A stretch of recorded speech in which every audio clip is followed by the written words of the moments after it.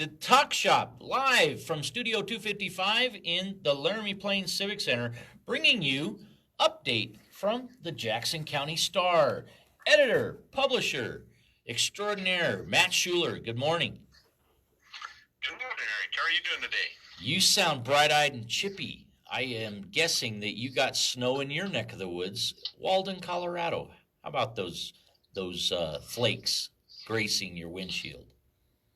Yeah, it's amazing how a bunch of friends can make you feel when they gang up on you. You are writer and editor and basically just the me, myself, and I of the Jackson County Star, and we're glad to have you on the Talk Shop this morning, sir. Well, I appreciate it. We've been doing our best, a little one-man band.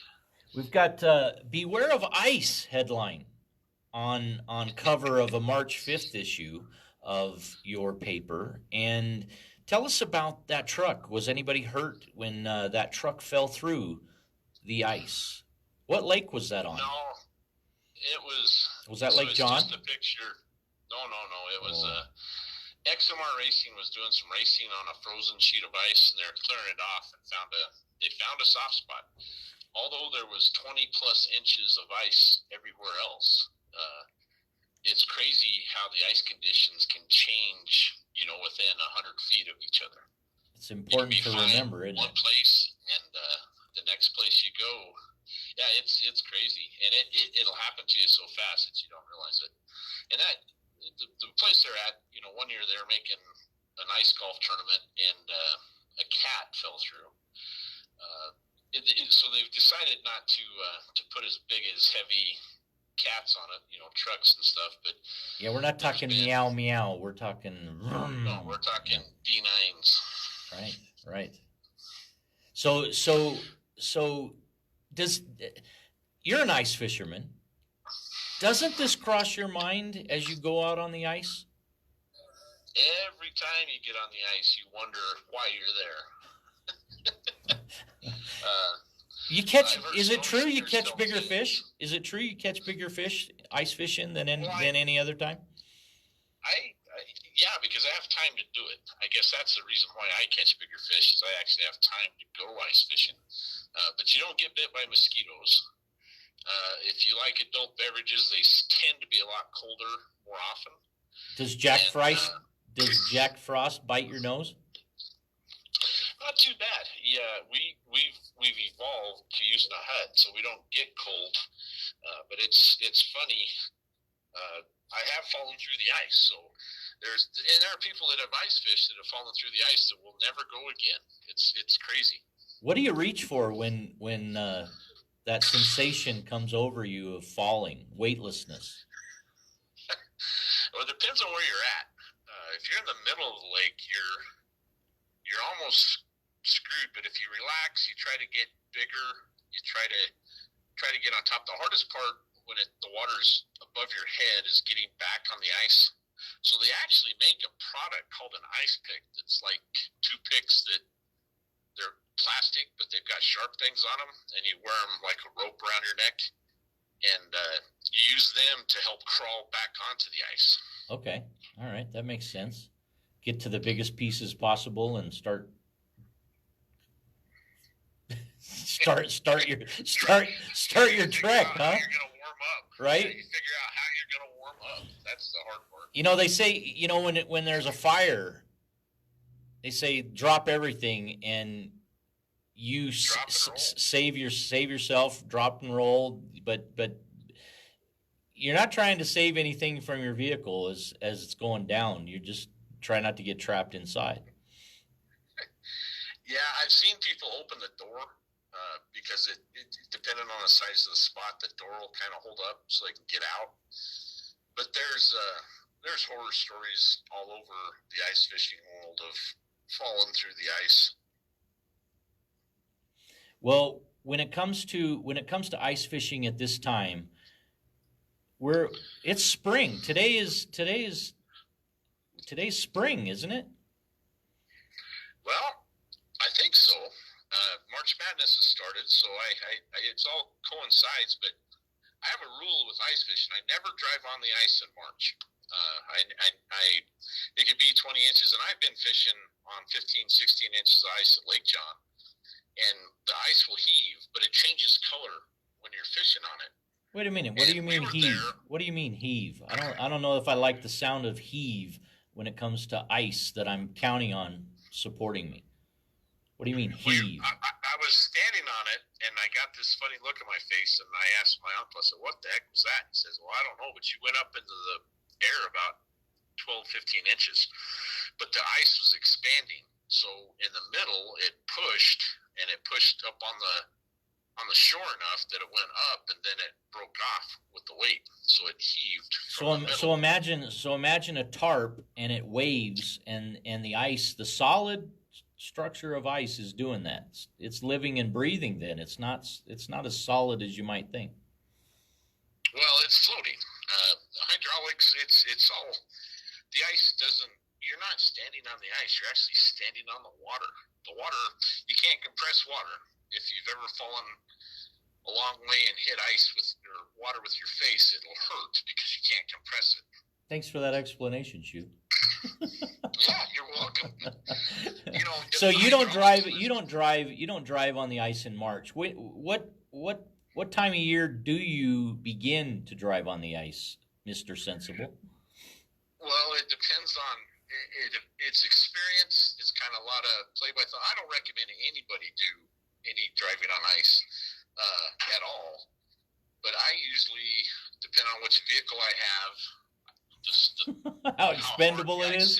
Well, I don't take my dad's truck. It weighs probably 3 times my truck.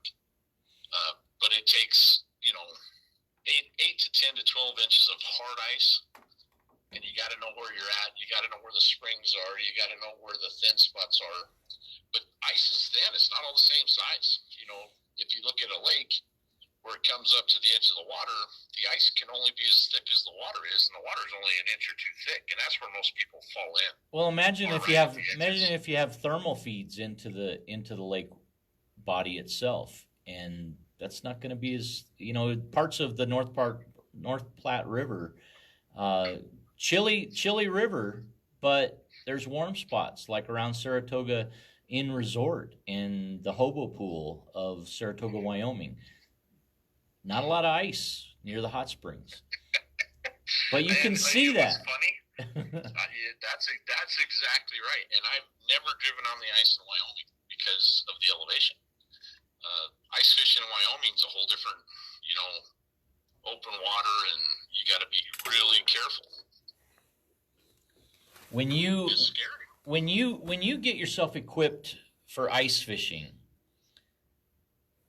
what kind of equipment is essential for the ice fisherman? Well, a lack of sense is one of them, but you got to be aware. I call it an edge. You got to have an edge. Early in the year, I always take a rope and I tie it to the truck and I put it out. And we don't fish very far from the ice, but we do test holes. We do a lot of test holes to see how deep it is and how thick it is. And the better the bottom is, if there's not any warm spots. There's a place out on Lake John called the Choke Cherries, and there's a couple places, there's springs where we fished, and then a hole will be the size of a barrel where a spring is bubbled up warm water. And right next to it, there's ice that's probably 20 inches thick. But in the beginning of the year, we look at the clarity of the ice, look to see if there's any cracks. If there's wind to it, the wind can push, make the up and down enough, it'll crack the ice, and then it won't form. But real good, cold, clear nights will make good, hard, clear ice. And once it starts getting about 4 or 5 inches, it quits breaking up so bad, and then it starts getting deeper. So those early, you can walk on an inch of ice. I don't because I weigh so much. But 4 inches, usually you can walk on. 6 inches is pretty good. 8 inches gets better, and you can start driving when it gets a foot and better. And then I've got some crazy videos. It's weird. The ice gets thick, 20 inches, 25 inches deep, but the sun will shine and it'll melt the snow on top. and it creates slush on the ice, and then it gets crusty on the top, so you can fall through it into the slush. And I do have a video that I show most people, and they're like, I would never do that. And I said, well, if you didn't know what's going on, I wouldn't recommend you doing it either. But I'm in my truck, going across the ice, breaking through the slush, and it's probably between 8 and 10 inches of slush on top of the ice that's spraying out water everywhere on top of 20, 25 inches of ice. Every day is precious. Remember to tell those loved ones in your life that you love them today, because tomorrow's not promised.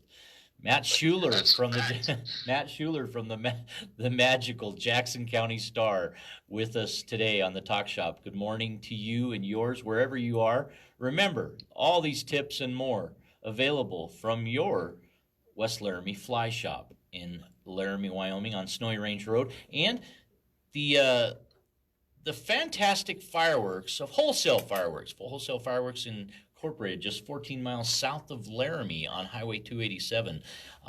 What's special about Wholesale Fireworks? Well, there's a fireworks show that begins the Lake John Resort fishing tournament periodically. Shuler? Oh, those guys are awesome, man. It was crazy. We're trying to do a shotgun start, and we had a great idea. And thank goodness for Wholesale Fireworks, because we lit a few of them up and people could see them and they really enjoyed it. And it was a lot of fun to start the tournament. And we also ended the tournament the same way because it gets dark so early. So we did both times. It was fun. A lot of good ways to celebrate life the way you were meant to with Wholesale Fireworks.